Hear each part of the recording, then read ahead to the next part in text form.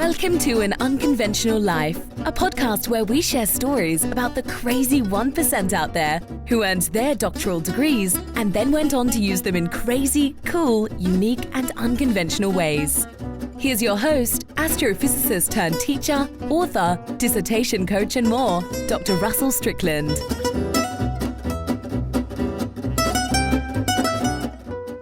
Hi, this is Dr. Russell Strickland here, host of An Unconventional Life podcast, where I feature stories from the unconventional 1% who not only earned their doctoral degrees, but went on to use those doctoral degrees in all sorts of strange, unusual, unconventional ways throughout their life and their career.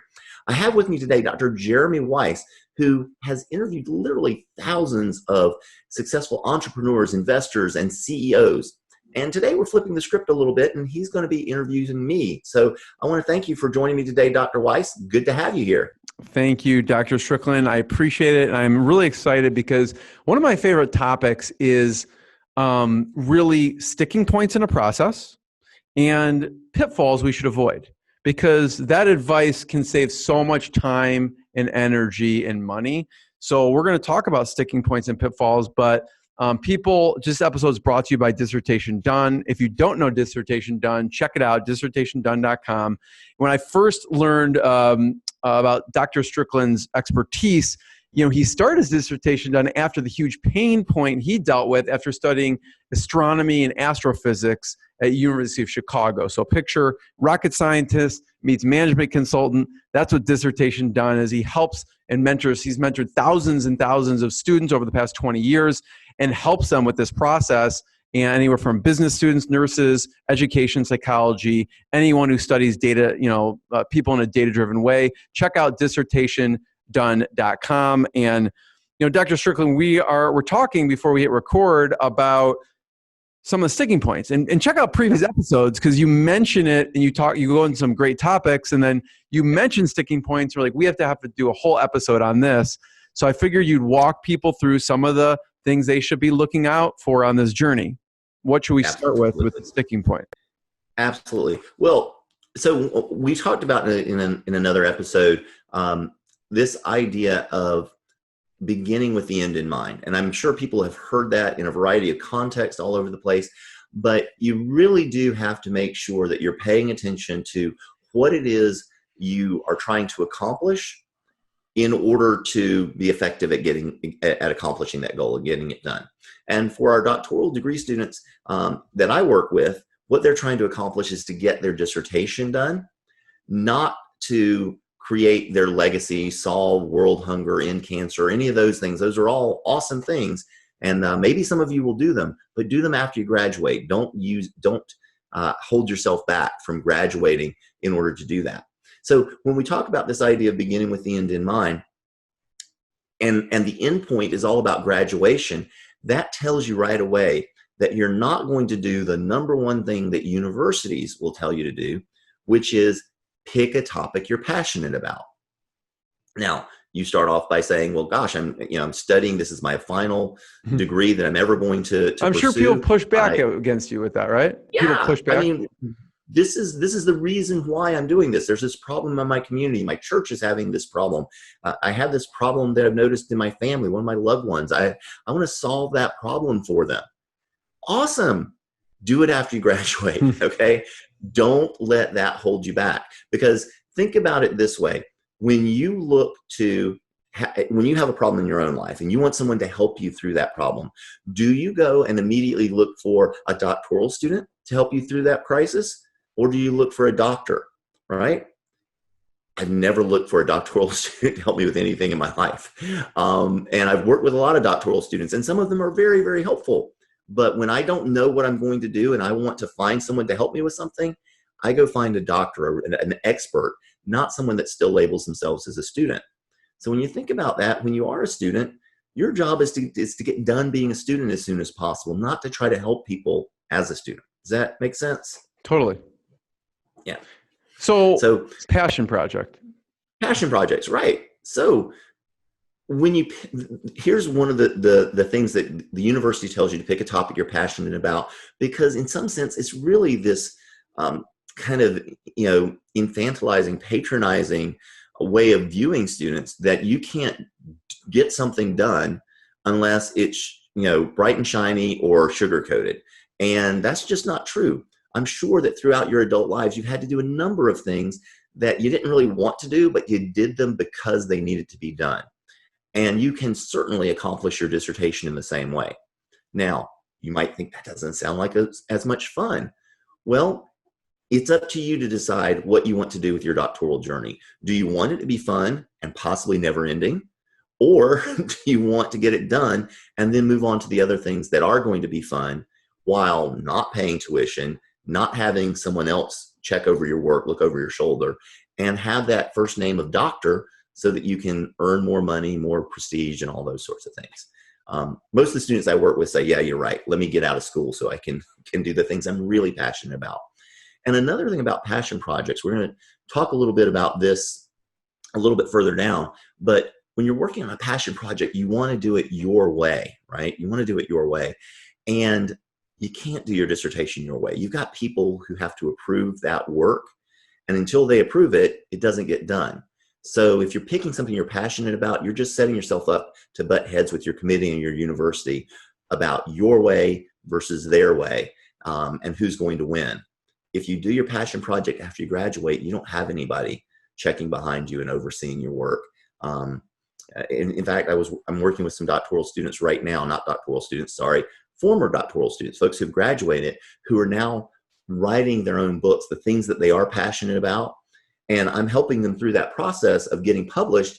And they're sitting here saying, well, what do I do here? What do I do there? And I'm saying, what do you want to do? We don't have to worry about someone else coming behind you and saying, you have to do it this way. So we'll give them advice and we'll help them move forward. But now they have this ideal situation of being able to really follow their passions and know that whatever they want to put out for their message, they can do. And that's the right that they earned by first being a little bit professionally detached from their dissertation and getting it done. So passion project number one, another sticking point in Pitfalls is no structure. Absolutely no structure. What students don't realize is that you kind of school, you have more in common with your doctoral classes, have more in common with what you did in certainly 7th grade than they do with your dissertation. And that sounds strange to a lot of people. But in 7th grade, your teacher told you, read this, write a paper about that, I'm going to grade it. In 8th grade, in 9th grade, 10th grade, college, graduate school, in your doctoral degree program, they were telling you, read this chapter or these chapters or this book or these books, write a paper with the answers to this question, and I'm going to grade it. When you get to your dissertation, it's all gone. No more structure. Okay, they tell you to work on your dissertation. Some schools will have a detailed outline of what they want the dissertation to look like, but there's no timetables, there's no homework, it's just gone. And so you have to be very proactive. You have to make sure that you are setting timetables and setting goals and creating structure, because without that, nothing's ever going to get done. And that's one of the reasons why I tell students to, find something that is not a passion. We're all, when we get to a doctoral degree program, it's because we're geeks. And I say that with the greatest affection, and I'll raise my hand and admit to the same thing. All that means, being a geek, all that means is that you will take something that you want to learn about, and you will dive deeper than anybody else will dive on that. You'll learn more about it. You'll go down the rabbit hole, and you'll take all the little twists and turns so that you just really understand everything. And that's cool. That's curiosity. It's great. It's what moves this world forward. It's what science is all about. It's not what we want to be doing if we want to get something done, though. If you want to get your dissertation done, you've got to map out some structure. You can't geek out on it. You've got to just get it done. So structure is a big one. Structure. And then a third one is people say often to you, it's their dissertation. Yeah. So that's easy enough, right? You're the author. People call it your dissertation all the time. You're the one who puts your name on the title page. It seems like it's your dissertation. The problem with that is that when you own something, you feel like you have control over it. And in fact, it's better to think about this as being your committee's dissertation rather than your dissertation. What you should do is you should think about your dissertation as being like a suit of clothes for a man or a dress for a woman, something that you can create yourself and you can be proud of. But then you ultimately, if we're going to tailor this, you ultimately have to get the person who is going to wear those clothes and put it on them. And we've got to adjust it so that it fits them just right. Even if that person has one arm's a little bit longer than the other, well, then your sleeve, you have to have that sleeve a little bit longer than the other. And you might look at that dress or that suit and say, I can't believe it. It's messed up now. But no, it's not. It fits the person it was designed to fit now. And it's perfect for them now. And so even if it's not the way you would want it to be, once that person is happy with it, then if you were, a designer, a dress designer or a clothes designer, they would buy it from you. They would take it. They would be happy. Same thing if you were like building a house. Maybe you don't want the kitchen to be yellow. You want it to be green, but that's what the person who's going to buy the house wants. So even though it's yours, you're the designer, you put the thing together, ultimately it's going to someone else. Think about your committee as being kind of your customer, and you're building a custom project just for that customer. And they're going to pay you when you're done. And you might think, well, wait a minute here. I'm paying all this tuition. I don't think this analogy works. Yeah, they're going to pay you with a degree when they're happy with the dissertation that you've provided them. So yes, it is your dissertation, but think about it as your committee's dissertation, and that'll help a whole lot with issues about being too passionate about it. You being able to stay professionally detached from your dissertation and give them what they want so that you can graduate. It's a huge, huge sticking point that a lot of people struggle to deal with because it goes back to them being passionate about their dissertation. Try to be professionally detached from your dissertation and things will go a lot faster. That's great. I love that mind frame. The fourth one is being too vague. What do you mean by that? Yeah. So what I mean by that is once you have, so a lot of people, they'll start with this idea again, something that they're passionate about, some sort of passion project, and they think they have a topic in mind. I tend to call it an area of interest more so than a topic though. Because what you need with a topic is you need to have specific questions that you're going to answer. That's what your dissertation is all about. I'm going to pose a question and then I'm going to answer it. And you have to have a way of answering that question. With the dissertation, you go out and do research. You collect data, you analyze that data, you make sense of it, and then that answers your research question. The problem is that a lot of students don't have all those pieces in place. And in particular, they don't have that research plan that says, how am I going to collect data? How am I going to analyze that data? Exactly what questions am I asking of the data in order to answer my research question? Here again, we can go back to that analogy of, say, building a house, for example. If you were a custom builder and you were building a house and you know that your client was going to pay you when you had the house built, you would make sure in your contract you specified every single thing about what that house was going to look like. The room sizes, the materials you were going to use, delivery dates, everything, okay? Well, chapter 3 of the dissertation is where you lay out your research plan. This is what you're going to do. You should think about that in exactly the same way as a custom builder would think about a contract that they would create with their customer, because that's really what it is. You're telling your committee, I'm going to do this stuff, and when I've done this stuff and delivered it to you, you're going to pay me with that degree. If you're too vague when you're laying out that research plan in chapter 3, then you don't really have a contract, right? Your committee could come back and say, oh, I thought you were going to do more. Well, it's not clear in your dissertation, your proposal, what you were going to do. So now you can't say, no, I said I was going to do this and that's it. You can get scope creep where the committee just asks for more and more and more. You never know where that's going to end. So you want to be specific. The other problem is sometimes when you're too vague, you literally don't know what to do. They tell you, okay, your proposal's approved, go do it. And you look at it and say, okay, what do I do? To switch the metaphors a little bit, if you were to ask a baker how to bake a cake, they could give you a set of instructions. Here's what you're going to need. Here's what you're going to do. Here's how long it's going to take. And then you have a cake. We call that set of instructions a recipe.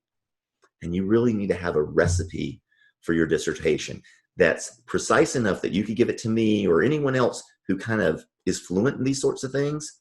and they could take that and do your research for you. Now, I'm not saying anybody should do that. That's not ethical. It's not something that we do in academics. But the fact that you can write out a recipe card like that for your dissertation, it means that you're specific enough, you know what you're doing, and you're really in a good position to get the work done when it's time.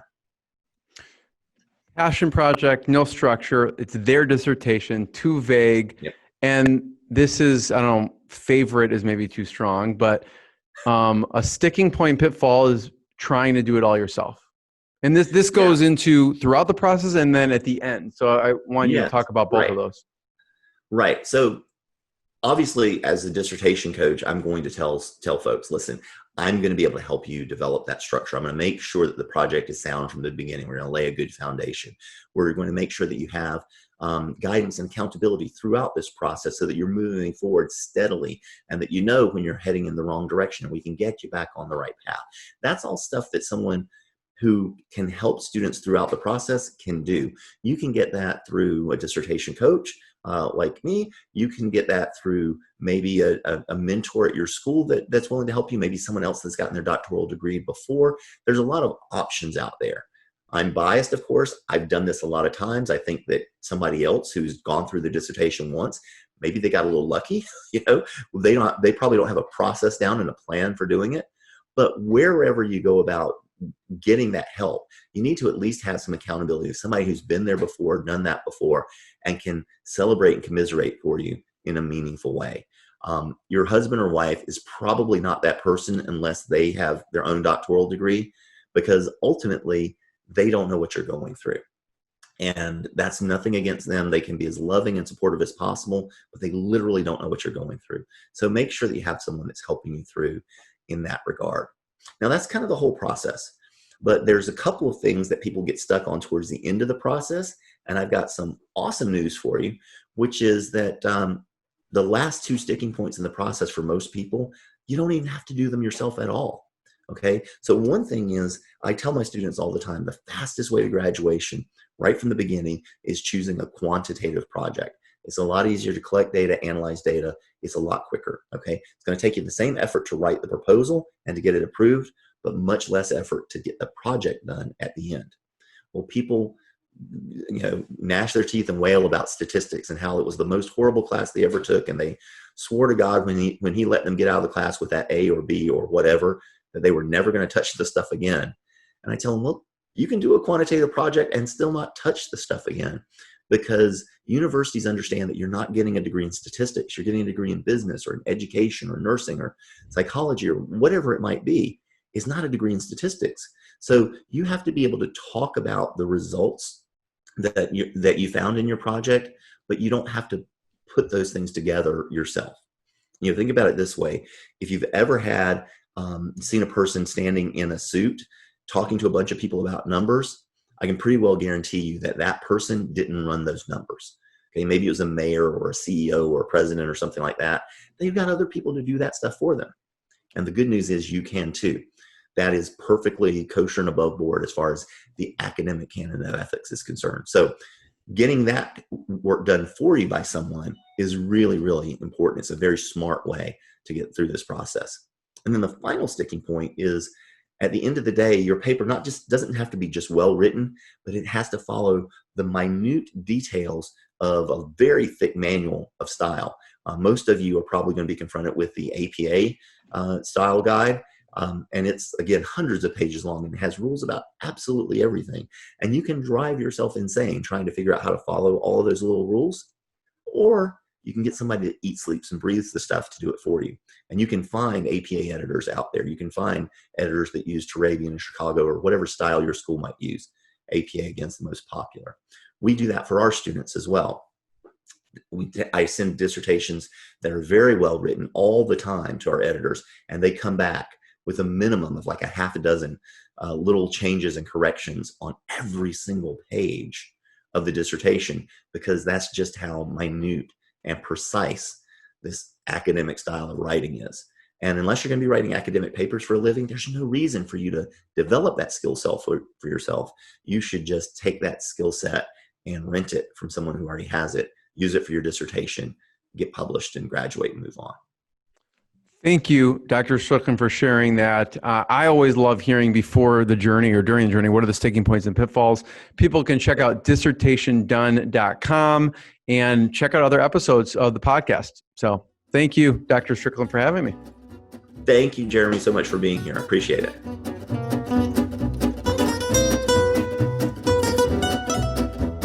This has been An Unconventional Life.